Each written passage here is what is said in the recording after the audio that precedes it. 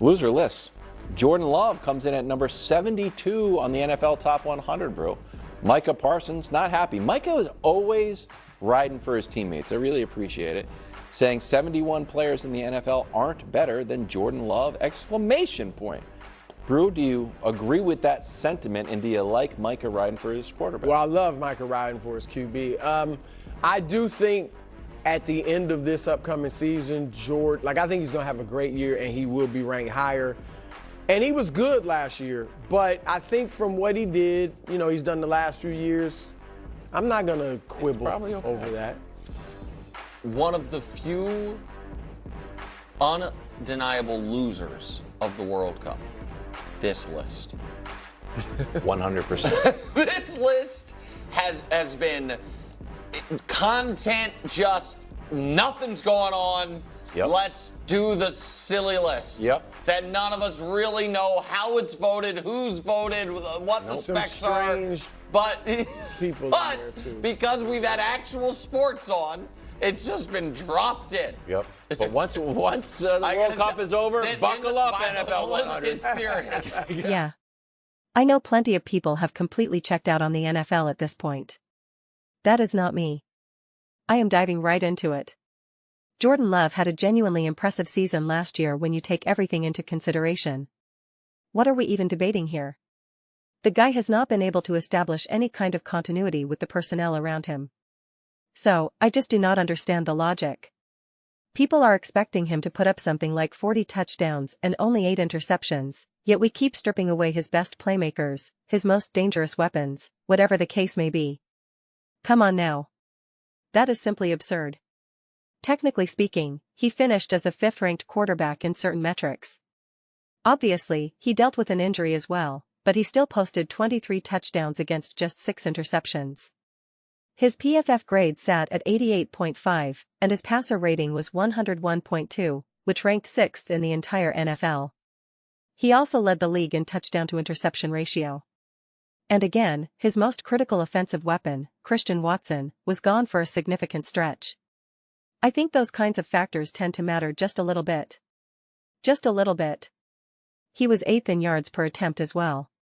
He missed a couple of games, and he clearly would have been inside the top 10 in touchdowns if he had stayed healthy. He finished 14th, but he was only a couple of scores away from cracking the top 10, which would have given him at least 25. That is not a difficult reach considering he played 15 games, but I am pretty sure that counts the contest where he got knocked out early as a full game.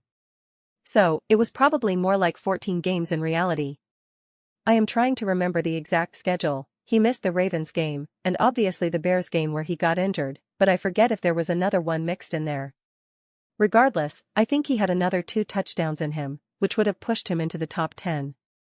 And yet, everyone keeps perpetuating this idea that he is a turnover machine. He is a turnover machine. 6 interceptions. It is 6 interceptions. For whatever reason, the general perception is that this guy just throws 14, 15, or even 20 interceptions per season, like he is just constantly giving the ball away. He had 6 interceptions. One more time, for the people who apparently do not know how to look this up, he had 6 interceptions. His turnover-worthy play percentage was 2.7, which was among the lowest in the NFL. Someone like Baker Mayfield led the league with 28 turnover-worthy plays. Turnover-worthy play is one of my favorite statistics, and it is easy to see why. It is one of the most ultimate coaching stats because I always talk about this.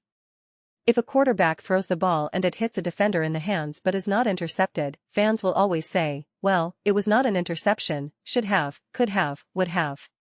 But no coach in their right mind is going to say, oh, no worries, do not worry about that being a terrible throw. And a terrible decision. It was not intercepted, so it does not matter. A coach is going to say, what are you doing? Do you realize how lucky we were that we did not get that picked off? What were you thinking? Why did you throw that ball? What was your read? What was your decision? Your footwork was terrible. What are you doing here? And again, Love was in the lower half of the NFL in turnover-worthy plays. He had 14 such plays. Baker had 28, roughly 25. Geno Smith, who was an actual turnover machine, had 23. Geno just had the bad luck that nearly every turnover-worthy play resulted in an interception, whereas Baker Mayfield did not have that same misfortune. That is why turnover-worthy plays are so fascinating. Love actually had fewer interceptions than Geno Smith but more turnover-worthy plays, simply because of balls that should have been intercepted but were not. Patrick Mahomes had 20 turnover-worthy plays. So, we really do not put a lot of respect on Jordan Love. And again, I always say this, do I think Jordan Love can be better? Do I think he has room to grow? Do I think he is perfect? Of course not. There is plenty of room for growth, plenty of development needed. I want to see him improve. But I do not think we quite have an accurate perception of Jordan Love. There are other quarterbacks whose reputations I think are similarly skewed, like Jalen Hurts in the NFL. And I actually understand that. I understand the confusion and where some of the bias comes from and the various angles involved. I really do. With Jordan Love, I think it gets more rooted in just a lack of understanding and a distorted perception of who he is as a quarterback. That is what I am saying. If we pulled 100 random people off the street and asked, Jordan Love, do you think he had a good season? People would say, it was okay. It was nothing special. Then ask them, how many interceptions do you think he threw? Or if we asked random fans, who do you think was top 5 in interceptions? Who threw more picks, Jordan Love or Patrick Mahomes? I guarantee you most people would say Jordan Love. And the answer is no. So, it is just a skewed perception of who he is as a quarterback. I do not know. There is really no other way to put it. And considering he has not had the kind of supporting cast that others have enjoyed, look at Matthew Stafford with Puka Nacua and Cooper Kupp, Jared Goff with his array of weapons. Love's offensive line was not great, but even so, he did not have a million playmakers. Drake May had a really successful season, do not get me wrong, really great, but he was definitely able to juice up his stats against lower-level competition. That is well documented. Dak Prescott had CeeDee Lamb and others. You can see the difference. That is not quite the situation Jordan Love has had to work with. He threw 23 touchdowns. Sam Darnold threw 25 touchdowns and had Jackson Smith-Njigba, and Sam Darnold threw 14 interceptions. He had Jackson Smith-Njigba. And Cooper Kupp, I know it is an older version of Cooper Kupp, but he still had Cooper Kupp. He had Jackson Smith-Njigba. One more time, he had Jackson Smith-Njigba. Come on now. What are we doing here? Caleb Williams had Ben Johnson delivering layup after layup after layup. He had DJ Moore and other weapons at his disposal. Meanwhile, Jordan Love's receivers, tight ends, whoever is supposed to be catching the ball, have been constantly cycled over and over again. I do not know if we have ever seen a quarterback in the last couple of years who has had a higher turnover of the players he is expected to throw to.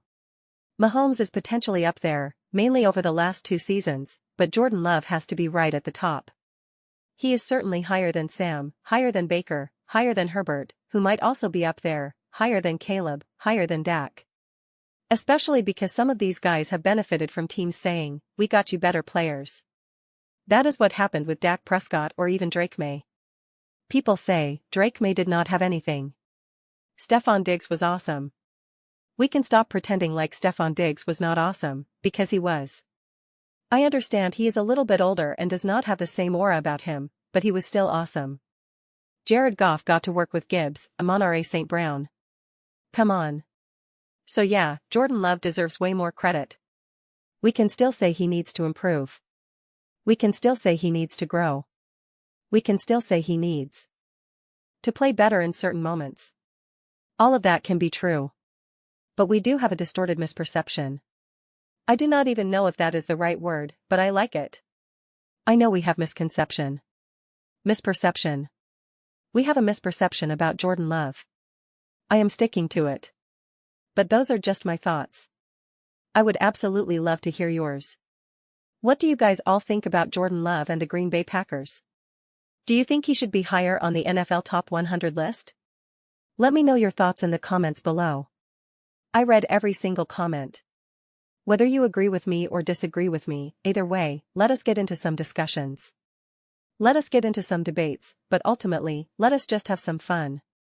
Please do consider subscribing. We are building an amazing community here, and I absolutely love to see you be a part of it. I want to build something that we all generally feel connected to. Something that we are really excited to be part of. I think we are well on our way to doing it.